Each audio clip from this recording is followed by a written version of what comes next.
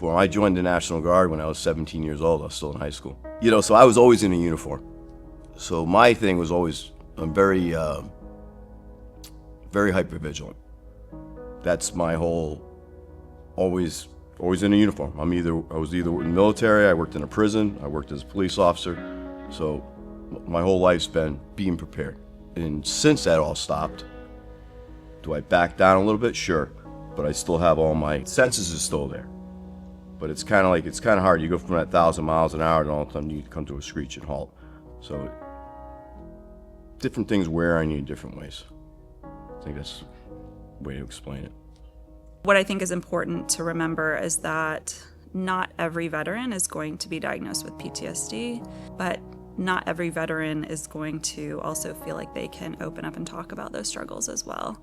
There's certainly an adjustment period that has to happen, and not every veteran is able to adjust to civilian life as easy as we would hope. So yeah, I think that there's going to be a varying degree of difficulty when getting out of the military. So I do think adjustment is probably prevalent for every veteran. I think on face value, there's a lot of what would seem like resources available to veterans in our community, but they're not always as easily accessible as one might think.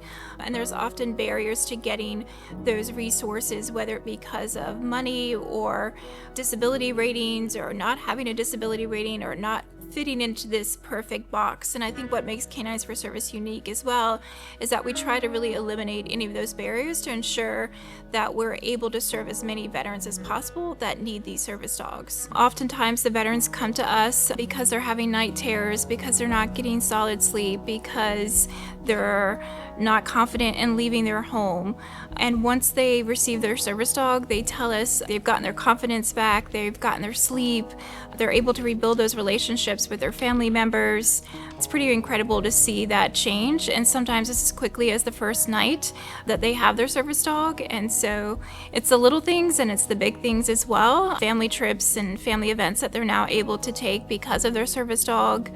And just also the sense of security from the family, knowing that they can leave that veteran home alone and that service dog is going to be there to support them. So we had gone to Disney before I got Ruby, and just the crowds and the group and the this and just it's a lot. It is a lot, and I spent most of the day like being anxious and not wanting to go on rides because I was anxious and stuff. And then we went back shortly after I got her, and it was like a completely different experience for me. The pictures, you can tell, like in the pictures from the first trip, I'm just grumpy and not smiling. The second time I'm happy and enjoying myself. And, it's memories like that I'll get to have with my kids of like more of a positive thing than like just a stressful vacation that I had. When we think about veterans, most of us think about a certain image that we have of what a veteran should be and what it should look like.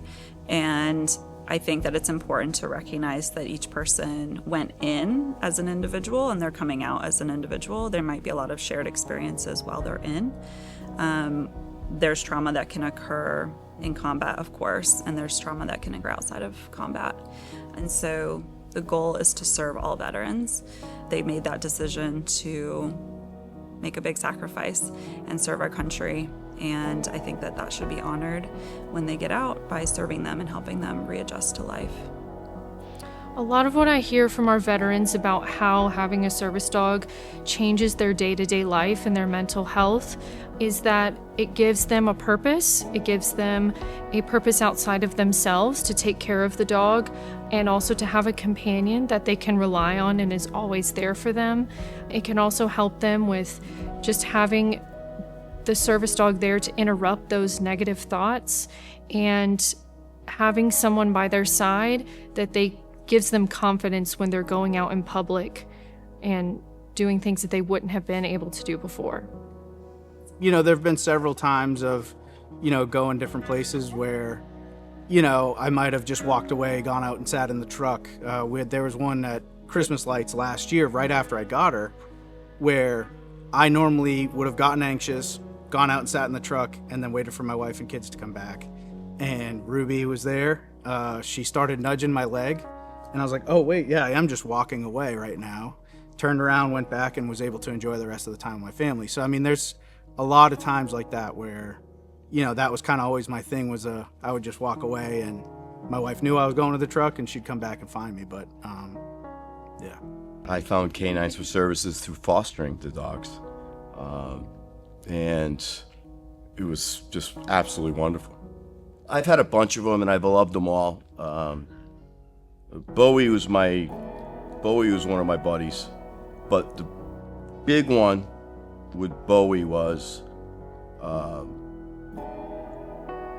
he got me out of a very ugly situation. And even though he wasn't, he said, fully trained, but when I got to a point where I was at 1,000, all of a sudden Bowie just jerked me and just pulled me, and that little pull, like, kind of like snapped my head and put me on a reset. And you know, prior to that, I used to say, you know, service dogs for, you know, I get it for serious visible injuries and different things, but I was like, wow, this dog probably just saved someone, because it was just amazing. He just pulled me, and it just got my head back into the reality, and I said, okay. I was able to walk away, but it was at that point where I said, maybe this program is for me. As much as I love fostering, but maybe it's time to go in all the way. So I would say the biggest change since receiving Ruby, it's hard to even put into words. It's hard to talk about even, but you know, my mental health was in a very bad spot before I had Ruby.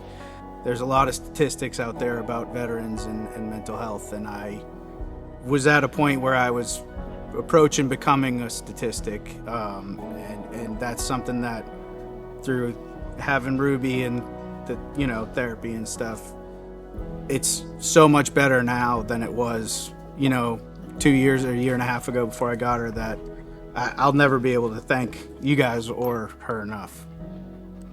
to me, I know there's a lot of other programs out there, but this is the one, and I'm not saying this because we're talking right now, is that this is a legit nonprofit organization. And I think more people need to donate for it, because there's no waste.